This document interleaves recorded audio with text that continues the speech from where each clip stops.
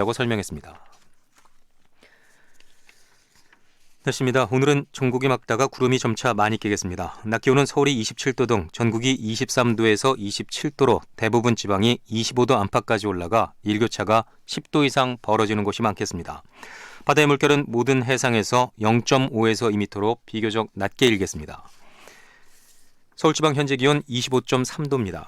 KBS 제일라디오 1시 뉴스를 마칩니다. 지금까지 아나운서 김기만이었습니다. 현재 시각 1시 5분입니다. KBS KBS 1라디오. 야, 왜? 점심시간에 뭐하냐? 자야지. 야, 그러지 말고 이거 한번 들어봐. 뭔데? 지금 당장 라디오를 켜봐. 나른한 오후 깨울 시사 토크쇼. 모두가 즐길 수 있고 함께하는 시간. 유쾌하고도 신나는 시사 토크쇼. 오태훈의 시사본부. 네, KBS 라디오 오태훈의 시사본부 2부 시작합니다. 저희 시사본부는 청취자 여러분들의 참여 기다리고 있습니다. 샵 9730 우물정 9730번으로 생방송 도중에 의견 보내주시면 되고요. 짧은 문자 50원, 긴 문자 100원, 어플리케이션 콩은 무료로 참여하실 수 있습니다. 매주 수요일 2부에는 전문성과 현장성이 살아있는 고품격 하이 퀄리티 범죄 수사 토크를 지향하는 시간입니다. 아는 경찰 있습니다. 배상훈 전 서울경찰청 범죄심리분석관 나오셨습니다. 어서 오십시오. 안녕하세요. 예. 그리고 김은배 전 서울경찰청 국제범죄수사팀장 자리하셨습니다. 어서 오십시오. 안녕하십니까? 예. 경찰이 음주운전 교통사고를 낸 자유한국당 장제원 의원의 아들 장용준 씨에 대한 수사 결과를 발표를 했습니다. 먼저 음주운전했고 음주운전하다가 인사사고가 났고 뺑소니 혐의가 있다. 또 운전자 바꿔치기가 있다. 여러 가지 혐의가 있던데 김은배 팀장께서 먼저 경찰이 밝혀낸 혐의가 몇 개인지를 좀 알려주세요. 네, 일단 9월 7일 오전 2시부터 3시 사이에 마포구 광창역에서 장용준 씨죠. 네. 차를 몰고 가다가 사고를 냈어요. 예. 그래서 처음에 이제 초동수사가 부실하다고 말이 많았었는데 그 후로 이제 마포소에서 철저하게 수사를 했습니다. 그래가지고 이제 검찰에 송치하기 전에 수사 결과를 발표했는데요. 네. 음주운전은 사실 네. 0.12% 이건 면허 취소 사항입니다. 예. 그 다음에 범인 도피 교사. 음. 무슨 말이냐면 자기가 운전을 했는데도 불구하고 타인을 시켜서 운전을 한 것처럼 해달라. 아는 형 바꿔치기라고 얘기하는 바꿔치기라고 것들. 하는데 그건 예. 내가 부탁이나 청탁을 해야 돼요. 해달라. 예. 예. 만약에 김 씨가 자기 스스로 했다고 그러면은 이건 아닌데 일단은 내가 부탁하거나 통화했기 때문에 범인 도피 교사로는 당연히 입건이 되고요. 네. 그러니까 이 문제는 또 그리고 여기에 보면은 운전한 김 씨도 범인 도피 교사를 했지 않습니까? 예. 아니, 범인 도피죄로. 그런데 동승자도 있어요. 예. 옆에 탄 사람. 그분도 음주운전 방조. 예. 그리고 음주운전 방조, 범인 도피 방조로 입건했기 때문에 경찰에서는 일단은 그 객관적으로 수사를 해가지고 파악된 거, 예. 파악된 거 음주운전이라든가 또 음주운전 치상이지 않습니까? 예, 치상이 있죠. 위험 운전 치상이라고 해서 왜냐하면 이거는 사람을 상처를 냈기 때문에 예. 그렇게 아마 그러니까 음주운전 치상이지 않습니까? 그거하고 네. 범인 도피 교사까지 입건을 하고 네. 나머지 건에 대해서 뺑소니라든지 아니면 미신고 이런 거에 대해서 혐의가 없다고 일단은 발표한 겁니다. 뺑소니는 혐의 없음으로 지금 나왔다고 보도가 되고 있는데 그 부분은 배상훈 교수께서 보시기엔 어떠세요? 그러니까 뺑소니라고 하는 거는 이제 사고 미조치, 조치라고 하는 것은 거기에 다친 사람이 있을 때는 네. 이제 뭐 119에 신고한다든가 무엇인가 이제 조치를 해야 되는데 그 부분 안 했다. 그래서 이제 논란이 됐던 거는 분명히 거기 사고가 났었고 차는 경찰이 도착했을 때 사고 현장으로부터 뭐 보도에 따라 다르지만 한 100m 정도 좀 떨어진 곳에 있었다. 그 부분 때문에 아니 그러면 어차피 100m라고 하면은 도망간 거 아니냐. 네.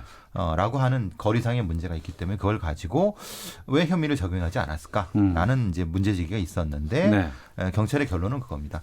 거리는 그렇게 됐지만은 어쨌든 거기 그 상황, 그러니까 이제 그 경상을 입은 사람한테 어느 정도까지 뭐 일정의 뭐 얘기도 건네고 뭐 이렇게 했기 때문에 그 부분은 아닌 것 같다. 네. 그러면은 그 부분은 아까 말씀 그런 결론을 내린 거고 그 증거인멸 부분에 대해서는 블랙박스를 빼갔는데 다시 제출을 그 다음날 했단 말이에요. 그러면 근데 증거인멸 그 블랙박스의 칩 자체가 변조가 되느냐? 네. 그건 아닌 것 같다. 어. 그러니까 그냥 단순히 뭐 이렇게 자기가 좀 당황해서 빼갔는데라고 보는 것 같고 제가 보는 입장에서는 조금 더 좀 의도가 있는 걸 좀 더 파봐야 되는 거 아니냐. 그러니까 뭐 아니 근데 왜 아무런 거 하려고 하지 않았으면 왜 칩을 빼서 나중에 제출했느냐. 이 부분 때문에 논란이 있는 것 같습니다. 네. 경찰이 혹시나 소극적으로 수사를 하지 않았을까라는 뭐 이런 의심들도 좀 나오고 있는 것 같은데 지금 보면은 뭐 휴대전화라든가 네네. 아니면은 뭐 금융계좌 분석이라든가 앞서 말씀하셨던 그 차 안에 있던 블랙박스의 그 칩 이런 것들 데이터 이런 네네. 것들을 확인하는 것들은 다 지금 이루어진 건가요? 그렇습니다. 경찰에서 발표하기를 휴대폰을 조회하면 자료가 다 나오거든요. 예, 예. 그다음에 또 삭제했다 하더라도 포렌식으로 살릴 수가 있어요. 예. 그리고 말씀하신 블랙박스 같은 경우에도 삭제한 부분도 알 수 있는데 삭제한 부분도 없고 금융계좌라는 거는 거래인데 그 대리운전했다는 사람 했다고 네. 하는 사람한테 금융계좌로 보낸 적이 없다. 물론 뭐 그런 사건을 그 계좌를 보내겠습니까? 현찰을 주고 마는데 예. 일단 객관적으로는 금융계좌에 돈 보낸 적도 없고 블랙박스 때문에 삭제된 것도 없고 또 그리고 휴대폰도 해보니까는 다른 특이한 사항이 없기 때문에 네. 그 건에 대해서는 일단 혐의 없는 걸로 보는 거죠. 예. 조금 이제 아쉬운 거는 예. 조금 더 최선을 다해야 되지 않았을까라는 제 개인적인 아쉬움은 있습니다. 어떤 쪽에 좀 최선을 다했으면 왜냐하면은 좋을까요? 그때 이제 장윤준 씨가 멀리 벗어나 있었다고 하고 도착한 상황에서 경찰에 도착한 상황에서 그 후에 자기가 운전했다고 하는 김 씨가 네. 도착했는데 그 부분에 대한 종합적인 판단을 당시에 현장에서 했다고 하면 사고 현장 그 자체에서 했다고 하면은 예. 이 뒤에 나올 많은 이 흔히 말하는 억측과 논란을 없앨 수 있었는데 이게 자초한 꼴이 있다는 거예요. 그러니까 그 네. 부분에 대해서는 분명히 내부적인 반성이 필요하다는 겁니다. 이게 법적인 문제가 있다는 건 아니고요. 알겠습니다. 지금 보면은 그 여러 혐의 가운데 뺑소니는 지금 혐의 없음으로 지금 올라간 것 같고 그 외에 운전자 바꿔치기라든가 이런 부분들은 다 혐의가 지금 인정됐기 때문에 예. 입건을 해서 기소 가능할 거예요. 예.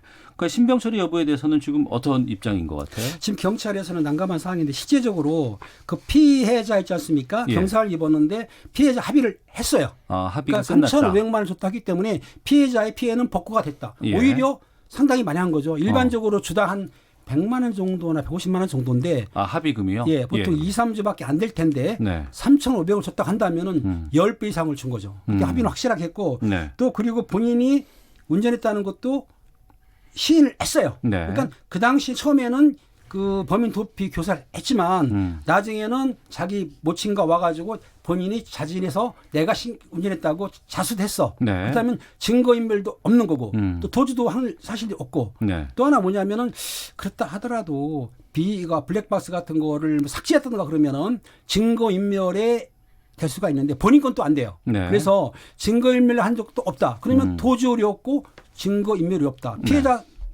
피해가 복구가 됐지 않습니까? 예. 그렇다고 한다면은 검찰에서 뭐 여론이 어떻든 간에 영장 측에는 상당히 부담스럽다고 봅니다. 이것 관련해서 그렇죠. 구속영장을 청구한다거나 이건 배성원 교수께서도 네, 맞습니다. 이게 말하자면 도지의 우려 그리고 이제 보통 대부분은 불구속 수사의 원칙이거든요. 예, 그러니까 예. 당연히 그렇게 돼야 되지만은 사안의 중대성으로 봤을 때 좀 애매한 부분이 있습니다. 왜냐하면 피해가 복구가 됐고 예. 증거는 다 이미 나왔기 때문에 구속까지는 안 갈 것 같습니다. 예. 네. 일부에서는 뭐 일반인들이 이런 사고를 냈을 경우와 이번에 장영주 씨가 이런 사고를 냈을 경우를 같이 비교를 해봐서 일반인들도 이렇게 해줄 건가? 뭐 이런 얘기들도 좀 나오곤 하는데 그 부분에 대해서 두 분 입장은 어떠신지 듣고 다음 주제로 좀 가보도록 하겠습니다. 예, 제가 보기에는 지금 그 장용준 씨 경우에 불구속한다 하더라도 그게 특별한 건 아니고 일반이라 하더라도 피해 복구를 해줬고 또 본인이 시인을 했고 예. 또 그리고 증거인멸하지 않았다고 한다면은 경찰에서는 당연히 불구속 수사하는 것이 원칙이기 때문에 구속영장을 청구하지 않고 물론 구속영장을 청구해도 검찰이나 법원 단계에서 기각될 확률이 크기 때문에 그럴 경우에는 구속영장을 신청을 안 합니다. 알겠습니다. 증거 처리 문제를 저는 보고 싶어요. 제가 처음에 사실 조금 혼동됐던 거는 블랙박스 칩을 가져갔다는 것 자체가 네. 이건 범인 도피 교사가 뭐냐면 그 특수공무집행 방해. 음. 그러니까 어떤 경우가 있냐면 음주운전에서 혈액을 바꿔치기 한 경우에서 공무집행 방해죄로 위계한 공무집행 방해 처벌된 예가 있거든요. 예. 근데 여러 가지 사례를 봤을 때 여러 가지 검토를 했어야 된다. 현장 경찰관들은. 네. 근데 그 부분이 사실은 좀 부족한 부분 때문에 지금 질타를 받는 거라고 보고. 아, 초동 수사 단계에서의. 예. 근데 예, 예. 그게 왜 그러냐? 그러니까 장영준이니까 그런 거 아니냐라고 하는. 장영준이든 장영준이 아니든 예. 동일한 기준을 가지고 수사를 했어야 되는 건다. 라고는 그런 좀 개운하지 않은 것이 존재한다는 겁니다. 알겠습니다. 김은배 전 서울경찰청 국제범죄수사팀장, 배상훈 전 서울경찰청 범죄심리분석관 두 분과 함께 아는 경찰 진행하고 있는데요. 다음 주제로 가보도록 하겠습니다. 노인 요양시설 화재가 또 났고 2명이 숨졌습니다. 고령과 질환으로 거동이 불편한 노인들이 입원을 한 이 요양병원. 사고가 났을 경우에 큰 인명피해로 이어지기 쉬운 상황이고 이런 문제가 계속해서 반복되고 있습니다. 사건 개요부터 좀 배상훈 예. 교수께서 좀 정리해 주시죠. 어제 오전에 저 깜짝 놀랐습니다. 이게 이제 요양병원에서 화재가 나면은요 피해가 이게 장난이 아니거든요. 엄청 화재가 났다는 소식만 들어도 예. 근데 예. 속보가 떠갔고요. 연기가 막 올랐고요. 근데 이제 그 건물 자체는 보시면 아시겠지만은 그 전체가 건물 이제 병원 건물이 아닙니다. 모듈을 사용하는 건 네. 아니고 1, 2층은 상가하고 네. 3, 4층 그 이상층 한 2층 정도를 요양병원으로 쓰고 있는 그런 건물인데 네. 보일러실에서 이게 이제 일종의 어떤 불꽃이 튀는 형태의 화재가 발생한 것 같습니다. 그것에 대한 이유는 아마도 산소 공급기, 저 고령의 산소를 쓰는 환자들이 있으니까 예. 무슨 훈련 같은 걸 한 것 같습니다. 지금 나오는 보도에서 훈련을 하려고 했는데 네. 다시 산소 공급기를 트는 과정에서 산소가 튀면서 불꽃이 튀었고 보일러실이 이제 타는 과정에서 연기가 네네. 퍼지면서 이제 고령의 환자들이 대피하는 과정에서 지금 2명이 돌아가시고 예. 여러분들이 그 이제 말하자면 질식으로 고통을 받는 상황입니다. 그러니까 불이 건물 전체로 확대되지 않는다고 하더라도 일부 한쪽에서만 화재가 발생을 했을 경우에 연기가 나오니까 또 이 연기 때문에 요양병원에 입원해 계신 그 어르신들의 이런 건강 상황이라든가 움직임이라든가 이런 것들 때문에 더욱더 큰 인명피해가 우려되는 상황 아니겠어요? 지금 화재 사건은 어느 장소에 발생하더라도 인명피해도 크고 재산피해가 큽니다. 그런데 요양병원은 알다시피 나이가 연소하거나 몸이 불편한 분들 그렇기 때문에 행동이 자유롭지가 못해요. 그러니까 불이 나게 되면은 누구의 도움 없이는 이렇게 화재를 피하기가 쉽지 않은 상태에서 더군다나 요양병원은 알다시피 이게 촘촘하게 넓지가 않거든요. 요양원이. 그러다 보니까는 노인분들이 계신데 그 복도 같은 것도 좁고 그러니까 화재가 발생하게 되면은 많은 사람이 투입해가지고 안내를 해야 되는데 그런 경우가 안 생기기 때문에 일단은 요양병원 사고가 나게 되면은 많게 인명피해가 나는 거죠. 네. 지금 이 건물 아까 제가 병원 말씀드린 거는 원래 병원으로 지어진 건물이 아닙니다. 보통 이제 제가 사는 일산 같은 경우도 일반 상가 건물의 3, 4, 5층을 그 병원으로 개조를 한 겁니다. 예. 그러니까 말하자면 그렇게 하도록 일종의 그 행정 편의적인 걸로 한 거죠. 문제는 아주 간단한 어떤 연기 사고만 나도 지금 이런 문제가 나요. 이것이 간단하다는 것이 아니라. 그러니까 보통 그러면 재현 댐퍼라고 해갖고 불이 나서 연기가 되면 이 그 가림막 자체가 스크린이 탁탁 내려와야 됩니다. 근데 병원으로 안 됐기 때문에 그걸 할 수 있는 구조가 안 됩니다. 애초에 이 건물 구조 자체가 병원으로 만들어진 건물이 아니었기 때문에. 왜냐하면 그 재현 댐퍼라는 걸 설치하기가 힘든 부분인 거. 그러면 그런 피난 시설, 피난 기구가 돼야 되는데 문제는 피난 시설과 피난 기구가 있어도 이분들이 스스로 할 수가 없는 부분이. 그래서 이런 사건이 벌어지면 소방관들이 다 일일이 다 업고 나오거나 다 그 침대를 끌고 나와야 됩니다. 근데 그 침대를 그냥 끌고 나와도 안 되고 산소 호흡기를 댄 상태에서 끌고 나와야 되는데 그래서 많이 돌아가시는 겁니다.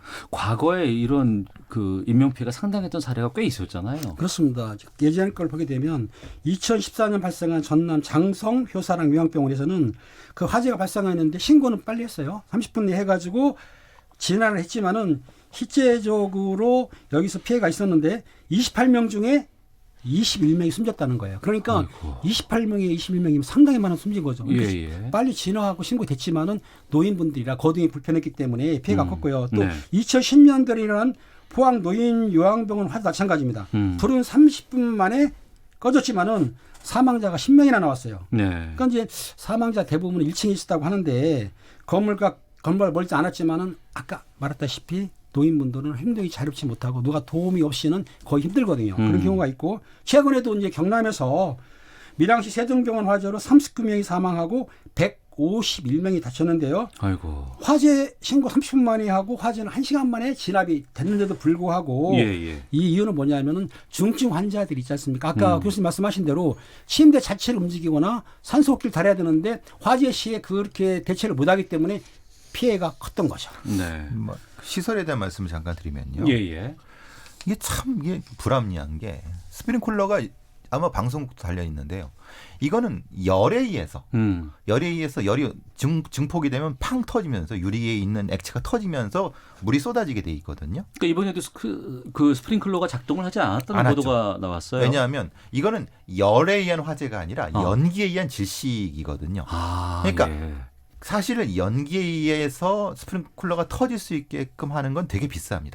그러니까 연기에 반응하는 스프링클러는 예. 비싸고. 예, 이거는 열에 의해서 액체가 확 팽창해서 유리가 깨지면 스프링클러 터지는 방식인데 이거는 상대적으로 저렴하고 모든 곳에 다 되어 있습니다. 네. 근데 이런 시설에는 이게 안 되는 거예요. 왜냐하면 이런 시설은 연기에 의해서 이게 흔히 말하는 사망이 발생할 수 있기 때문에 기준 자체를 바꿔야 됩니다. 네네. 근데 안 바꾸는 겁니다. 그러니까 이게 흰전 모순적인 문제가 있는 거고 그러면 연기 감지기가 있느냐? 문제는 연기 감지기가 있다 한들 연기 감지기가 있어요? 예. 그러면 경보가 터져요? 예. 경보가 있다고 누가 데리고 나옵니까? 그러네요. 예. 그러니까 연기 감지기는 의미가 없습니다. 그러면 실질적으로 연기에 의해서 스프링클러가 터질 수 있게끔 기준을 높여야 되는데 그걸 그러니까 안 하는 겁니다. 정리를 하면은 요양병원에 설치하는 스프링클러는 단순히 스프링클러를 설치 의무로 끝나는 것이 아니고 연기에 반응할 수 있는 스프링클러 설치가 의무적으로 돼야 되는 게 맞겠군요. 그러면. 그런데 그게 아니니까 지금 문제가 돼. 이 계속적인 아까 팀장님 말씀하신 이 사건들이 다 이 사망자들이 다 그런 사망자들입니다. 네. 근데 왜 안 바뀔까요? 이게 법제화를 해야 되는데 그걸 못 하고 있는 거 아닐까요? 그렇죠. 연기 감지 같은 경우를 의무적으로 시키게 되면 아까 교수님 말씀하신 대로 화재, 불이 발생해서 스프링클러가 터지겠지만은 연기 발생할 경우에는 그게 안 되기 때문에 아까 말씀하신 연기 감지가 시작이 되면은 확실하게 미연에 또 그리고 이 화재 예방할 때 스프링클러라든가 이렇게 터지게 되면은 불이 꺼지거든요, 사실은. 네네. 빨리. 근데 그게 안 되는 바람에 불이 확산되고 그로 인해서 많은 피해자가 나는 거죠. 예. 그리고 연기에 의해서 반응하는 스프링클러라고 하더라도 그 연기가 바로 없어지나요? 스프링클러가 아니죠. 작동을 하면? 연기에 의해서 되면은 이게 이제 연기에 의해서 물에 의해서 예. 좀 거치면서 연동되는 것은 예. 배연 기구가 돼야 됩니다. 그렇군요. 배연 기구가 바로 빨아들이게 돼야 됩니다. 이게 연동이 돼야 되는 건데 네네. 지금은 되게 간단한 형태의 스프링클러만 작동하는 겁니다. 그러니까 최소 기준만 해내는 거죠. 예. 그러니까 실제로 사고가 나면은 아마 여기서 살아나는 사람은 없을 겁니다. 나의 신체가 건강한 사람이라 하더라도. 네. 근데 이런 노유자 시설에서 이렇게 한다는 게 이게 말이나 되냐 이 말입니다. 그러면 이제 요양병원 관계자라든가 또 네. 이 건물 책임자라든가 이런 사람들 이제 경찰에서 이제 불러서 조사할 것 아니겠습니까? 어떤 것들 확인하게 지금 되나요? 김포경찰서에서는 이제 그 4개 팀을 해가지고 합동조사반을 꾸몄어요. 이제 네. 진흥팀이라든가 강력팀, 그리고 피해자 보호팀이라든가 지원팀 꾸며가지고 수사를 하는데 먼저 제일 중요한 거는 화재가 발생을 했으니까 화재 원인을 조사해야 돼요. 네네. 지금 말씀하신 대로 산소 발생기에서 발생했다 하지만 그건 이제 진술이고 실제적으로 감식을 하거든요. 그럼 화재 발생지 알 수가 있습니다. 그런 네. 다음에 이제 피해자, 사망자 부분도 수습을 해야 되고 또 그리고 그 시설물이 뭐 시설 미비한다든가 하기 위해서는 참고인, 병원 직원, 또 피해자 가족들이나 피해자들을 소환해가지고 일일이 진술을 받고 그렇게 이어갈 겁니다. 그러니까 불법 개조가 있었는지 네. 지금 문제가 되는 게 보일러실에 아마도 스티로폼 같은 게 있었는 것 같습니다. 불에 잘 붙을 수 있는 연기가 더 많이 날 수 있는 예. 소재가 있을 수 그렇죠. 있다. 예, 가능합니다. 확인을 해야 되는데요.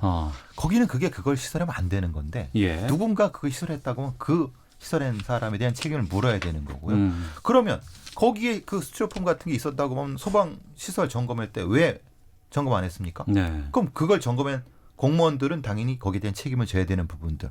이런 것들이 참 복합적으로 층층이 검토가 돼야 되는데 문제는 이게 지금 작년에도 소방시설 점검을 했는데 스프링클러 미흡이라고 나왔다고 합니다. 네. 나왔는데 개선이 안 된 거예요.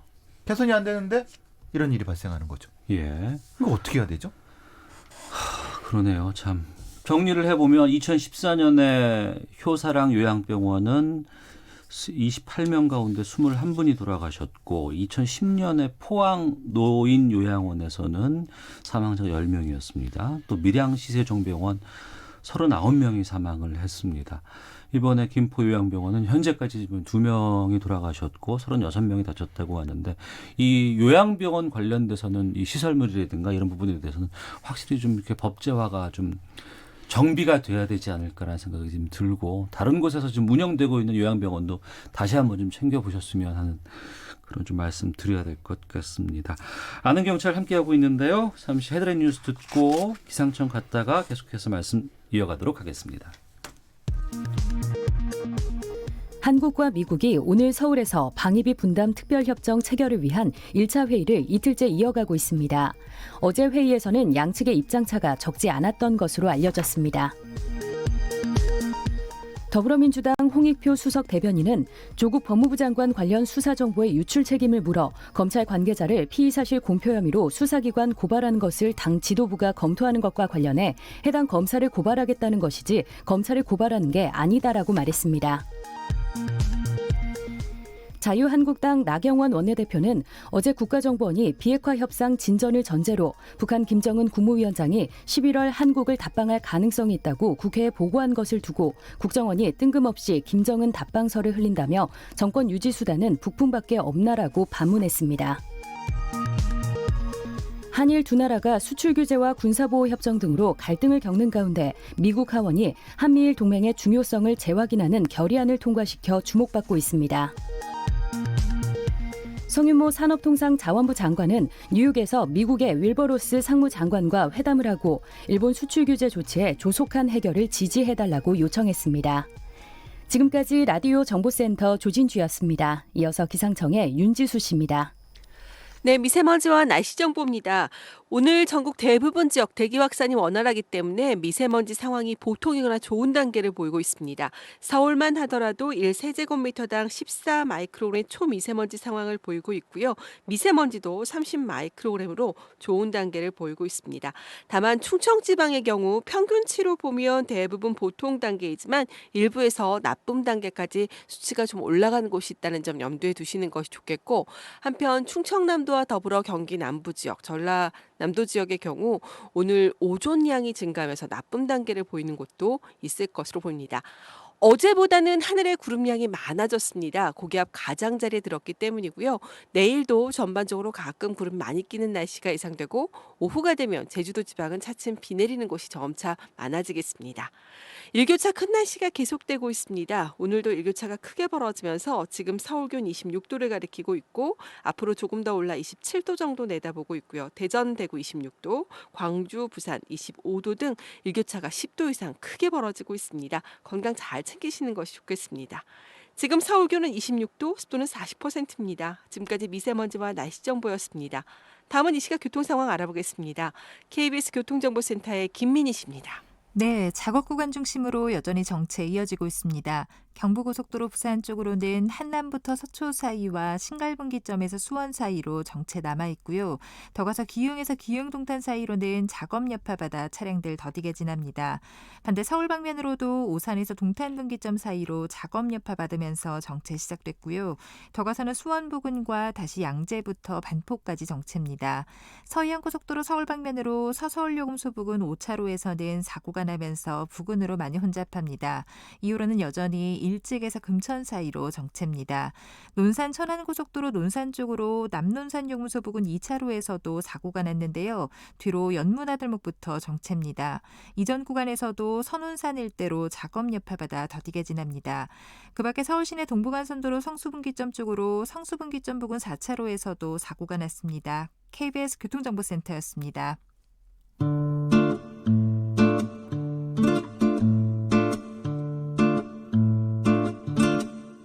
오태훈의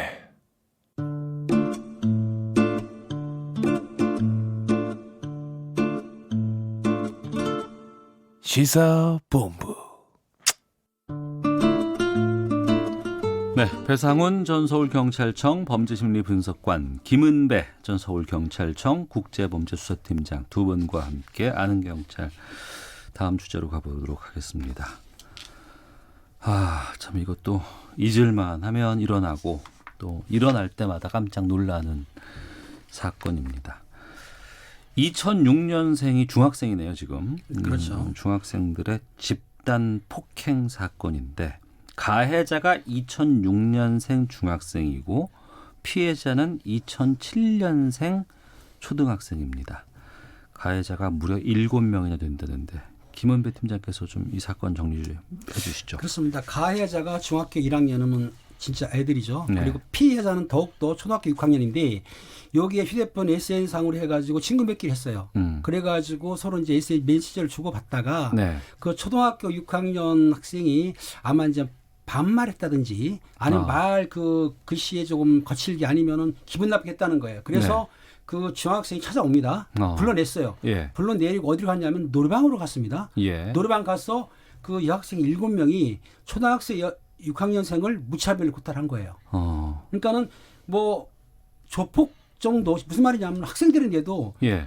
아주 집단적으로 린치를 가했어요. 그리고 나서 그 린치 당하는 상황을 휴대폰으로 찍었다 영상을. 그 영상을 올리기 때문에 이 사건이 이제 드러나게 된 겁니다. 예. 중1 초등학교 6학년이면 아직 어리다고 볼 수도 있는데 이런 일을 어떻게 끔찍한 이런 일을 벌일 수가 있을까 싶기도 하고요. 보통 이제 그 불링, 사이버 불링이라고 하는 집단 괴롭힘을 연구하는 사이버 불링? 예. 사이버 그러니까 집단 괴롭힘이죠. 이게 그냥 미국과 영국에서 그냥 불링이라는 개념을 쓰는 건데 네. 그걸 연구하는 학자들의 이제 얘기를 들어보면은 중학교 1학년이 가장 심하다고 합니다. 왜냐하면 예. 초등학교에서 해처 모여를 해갖고 예. 서로 간에 이제 또래에서 그 누가 더 위고 누가 아래라는 서열 배치가 다시 되는 과정이기 때문에 중학교 1학년이나 2학년이 가장 이런 어떤 집단 괴롭힘이 많다고 얘기를 합니다. 그런데 이제 특히 이런 상황에서는 어떻게 이렇게 끔찍할 수가 있냐니까 이 아이들이 때문에 끔찍한 겁니다. 왜냐하면 아이들이라서 더 조폭들이라든가 어른들 같은 경우는 자기가 때리는 힘의 정도를 압니다. 예. 그러니까 이렇게 때리면 죽겠구나는 거 아는데 애들은 자기가 어떻게 때리는지 힘을 잘 모릅니다. 예. 그러니까 자기가 무차별로 때리는데 그 힘의 통제를 안 되기 때문에 집단적으로 때리고 나서 나중에 죽거나 그러거든요. 아이고. 그러니까 이 흔히 말하는 청소년 사이버 불링, 그러니까 청소년 불링의 괴롭힘, 괴롭힘의 특징적인 것이 폭력의 제어가 안 된다. 예. 그리고 집단 심리가 작동된다. 이게 가장 큰 특징입니다. 게다가 이 폭행 이 사실도 좀 기가 막히지만 이 가해자들이 남긴 말이 또 나왔어요. 나 잘해봤자 보호 관찰이나 교육 정도만 받으면 돼. 그 본인들 스스로가 형사 미성년자라는 걸 알고 있었다는 얘기가 아닌가 싶은데요. 제가 이제 그 경찰 소년반장도 했습니다. 소년기 있었는데 예. 실제적으로 부모들이나 아이들이 형사 미성년자, 즉 14세 미만일 경우에는 처벌하지 않습니까? 예. 형법 처벌 안 하네. 그런데 그거를 학생들이 알고 있어요. 그러니까 14세 미만이면은 내가 형사 미성년자니까 처벌 안 받겠지라고 생각하는데 그 착각이죠. 왜냐하면 보호 처분은 가능하니까요. 그러니까 형법으로 처벌을 못하기 때문에 우리가 조사할 때 피해자 신문조사를 받는 게 아니고 진술서를 받아요. 전과를 안 올라가니까 그러면 형벌적으로 처벌 안 해도 왜냐하면 소년법원 같은 데에서는 요걸 가지고 보호 처분이 가능하기 때문에 실제적으로 제재를 할 수 있는 거죠. 그럼 그 부분 형사처벌은 되지 않지만 14세 미만은 보호 처분이라는 것이 적용될 수 있다는 게 어떤 의미인 거예요? 그러니까 형사처벌이 안 된다는 거. 그러니까 말하자면 우리가 말하는 여러 가지 교도소를 가거나 이런 부분들인 거죠. 보호 처분은 1호부터 10호까지가 있는 거고 90호는 이제 우리가 말하는 소년원 지금 이름 바뀌었지만 근데 그것도 한계가 있는 겁니다. 뭐 1호 처분 같은 경우는 이제 우리가 말하는 훈방 같은 형태가 되는 거고 중간에 여러 가지 또 섞여진 게 있습니다. 말하는 수강 명령도 있고 여러 가지가 있는데 그러니까 그 처벌을 안 받는다라고 느끼는 정도죠. 이 아이들이. 그 보호 처분이라는 것을 처벌이라고 생각하지 않는 의미가 되는 거죠. 하지만 그것도 상당히 좀 그 과하다는 표현은 좀 아닌 것 같고 어떤 그 징벌적인 요소가 분명히 존재를 하는 건 아니겠습니까? 존재하는데 소년법 특례 때문에 기록이 남지 않습니다. 기록은 남는데 아. 기록은 남지만은 정가가 안 올라가기 때문에 정가가 안 올라가요. 정가가 예, 안 올라가는 겁니다. 그래서 본인들 생각할 때는 처벌을 안 받는 걸로 오해를 그렇죠. 하는 거죠. 그렇게 되는 거죠. 네. 그러니까 이제 이 지금 얘기를 들어보면은 난 잘해봤자 보호관찰이나 교육 정도만 받으면 돼라고 얘들이 함부로 행동을 했을 수도 있지만 그것이 얘들이 느끼는 것보다 더욱더 과한 징벌적인 것들은 존재를 하고 거기에 대한 것들을 잘못 생각하고 있는 거 아니에요? 그러니까 이 학생들이 듣긴 들었어요. 무슨 말이냐면 아까 교수님 말한 대로 보호 처분이 1호부터 10호까지 있는데 예. 1, 2, 3, 4, 5호까지는 실제적으로 어떤 징계가 좀 약합니다. 그러니까 소년을 간다든지 어떤 그 교육시키기 위해서 어느 붙잡아 놓는 게 아니고 5호까지는 부모한테 갈 수도 있고 단지 사회봉사라든지 아니면 교육받는 걸 끝나요. 그러니까 이 학생들이 볼 때는 단순히 때린 것밖에 없다. 네. 강도한 것도 아니고 성폭행한 것도 아니고 형사 미성년자지만 사람 죽인 것도 아니고 잠깐 때리는데 그러니까 자기들 생각에는 1호 처분이나 2호 처분을 생각했기 때문에 이 말을 한 거예요. 왜냐하면 네. 보호관찰이나 아니면 1호 처분은 아까 말씀하신 대로 부모한테 인계할 수도 있거든요. 그러니까 요 생각을 해가지고 한 거기 때문에 요 사항이 중하다고 그러면은 밑으로 만약 6호 처분 같은 경우에는 사실은 그 처분을 받지 않습니까? 네. 왜냐하면 신병이 구금은 아니지만은 어느 장소에 있어야 되니까. 예. 요걸 좀 착각한 것 같아요. 그러니까 나쁜 사회화의 전형적인 예입니다. 나쁜 사회와 예. 그러니까 이렇게 이 아이들이 아마도 이전에 한두 번 정도는 비슷한 일을 했는데 이 부모들이 이게 좀 잘 저기 집에서 하겠다고 하면서 그냥 훈방을 해달라고 해서 했을 가능성. 네. 근데 그게 나쁜 사회가 된 거죠. 난 이렇게 애를 때려도 이렇게 별거 없네라고 이렇게 됐다고 하면은 나쁜 학습 효과가 분명히 됐다는 겁니다. 네. 그 청소년들의 범행이 좀 상당히 잔혹하게 되고 지금 또 그 촉법 소년제 때문에 처벌을 안 받는다는 이런 인식들이 13세 이런 애들한테 좀 많이 전달이 되다 보니까 여기에 대해서 이런 가해자들을 처벌하라 이런 청와대 청원이 지금 20만 명이 거의 하루 만에 넘었다고 해요. 이 목소리는 계속 나올 것 같습니다. 어떻게 하는 게 바람직하다고 보세요?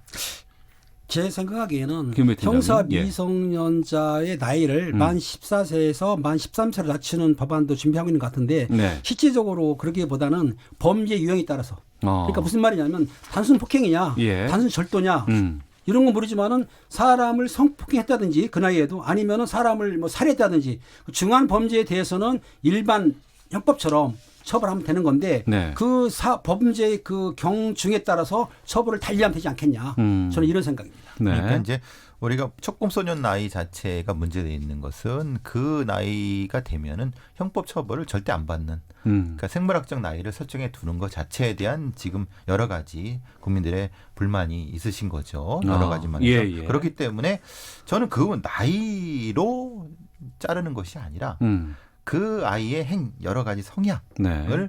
구체적으로 볼 수 있는 그런 것이 된다고 하면은 지금 여기 나오는 이런 부분들은 많이 해소되지 않을까. 예를 들어 아까 팀장이 말씀하신 것처럼 그 아이가 한 행동을 정확히 평가해서 네. 거기에 맞는 처벌이든 치료든 것이 나타난다고 하면은 예. 지금 나오는 여러 가지의 문제점들은 그나마 좀 해결할 수 있는데 문제는 이제 소년분리심사원이라든가 이런 관련된 부분에 대한 전문적인 인력들이 많이 부족합니다. 아, 그래요. 그렇기 때문에 생물학적 나이로 끊는 것이 지금이 차선적 대안이죠. 네. 그러니까 두 분께서는 이걸 나이로 딱 정해버리는 것보다는 여러 가지 사안이라든가 이런 걸로 좀 각각의 케이스마다 반영을 하는 게 맞다고는 보는데 이것을 담당할 전문 인력이라든가 이건 좀 많이 부족하다. 그렇죠. 부족한 건 사실이죠. 그리고 제가 보기에는 법원에서 지금 결정으로 좀 처리하고 있는데 네. 아까 말했듯이 형사 미성년자를 하더라도 사실은 감호 처분이 가능하거든요. 그 소년을 보낼 수도 있어요. 네. 제가 중할 때는 그때는 처벌이 지금 없는 게 아니고 있는데 일반 그 시민이라든지 학생들이 생각할 때 형사 미성년자는 무조건 처벌을 안 받는다는 인식이 문제인 거죠. 네. 해외에서는 이런 거 어떻게 지금 풀고 있나요? 해외도 여러 가지가 이제 많기 때문에. 예. 근데 미국의 예를 들면은 나이하고 관련 없이 죄 질에 따라서 예. 처벌 관련된 부분. 그러니까 그건 이제 처벌 자체를 생물학적 나이로 하는 게 아니라 전문가들을 법정에 불러놓고 네. 이 아이는 어디로 가는 게 낫습니까? 교도소로 가는 게 낫습니까? 아니면은 말 그대로 청소년 보호시설로 가갖고 치료를 받는 게 낫습니까? 네. 이렇게 결정을 한다는 겁니다. 네, 네. 근데 우리도 역시 일부는 그렇게 하지만 그것이 전면적으로 시행이 돼야 된다. 그것이 정답일 것 같다. 완전한 정답은 아니라 하더라도 답이 될 것 같다. 지금처럼 단순하게 나이대로 끊는다고 하면 사실은 그건 대안이 없거든요. 그러니까 또 고민이 되는 게 지금 이렇게 우리가 그 기사상으로 보는 아이들의 죄질 이런 거 하고 또 이제 가해 정도 이런 걸 보고 있으면 얘네 정말 몹쓸 애들이야 이렇게 생각할 수도 있지만 또 각각의 또 상황들을 보거나 또 여러 가지 생활 환경이라든가 가정 환경들을 보다 보면은 이 친구들을 또 계도하고 좀 이런 부분도 좀 우리가 고민하고 필요해 한 시점이 아닌가 싶기도 하거든요. 그렇습니다. 소년들에 대해서 범죄가 이제 이렇게 나쁘다 하더라도 개개인을 보게 되면 틀릴 수 있거든요. 그러면 소년법은 사실은 이 심리치료하고 교정이 목적이거든요. 처벌이 네. 목적이 아니거든요. 그렇다고 한다면 단순히 실수할 수도 있어요. 아니면 부안해동해가지고 어울릴 수도 있고 이런 청소년 특히 미성년자라 이런 경우에는 조금 심리치료도 해주고 교정적으로 나가야지 네. 무조건 처벌은 능사가 아니다. 이렇게 보시면 될 것 같습니다. 예. 보통 이런 범죄에서 주동자가 있습니다. 예. 근데 주동자는 실제로 손을 안 댑니다. 그러니까 시키는 거죠. 예. 근데 우리의 법상으로는 실제로 때린 사람은 처벌을 받지만 예. 뒤에서 조정한 사람은 처벌받기가 어려운 부분입니다. 그 부분에 대한 정확히 이 아이들의 집단적 심리상에서 집단하는 행동 패턴을 정확히 연구하는 것도 필요하다는 겁니다. 예. 그래서 어떤 아이들을 어떻게 할 것인가에 대한 구체적인 대안이 있어야 된다는 거예요. 그 부분이 아직 마련되지 않았다는 것이 사실 아쉽다는 겁니다. 네.